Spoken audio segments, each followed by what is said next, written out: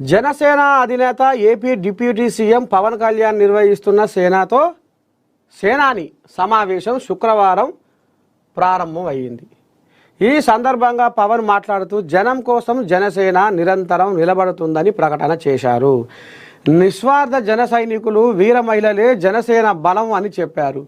వచ్చే ఆవిర్భావ సభ నాటికి సంస్థాగత సైన్యం సిద్ధం కాబోతుందని అన్నారు. పార్టీని నిలబెట్టేందుకే సినిమాలు చేస్తున్నాను అని స్పష్టం చేశారు. అయినా సినిమాలు చేస్తే తప్పేంటని విమర్శకులను ప్రశ్నించారు.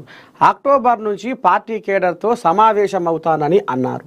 తనకు కులం మతంతో సంబంధం లేదని, ప్రతి అంశంపై మానవత్వంతో స్పందిస్తా అని అన్నారు.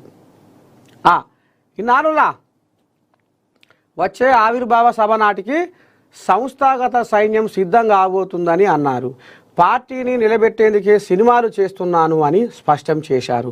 అయినా సినిమాలు చేస్తే తప్పేంటని విమర్శకులను ప్రశ్నించారు.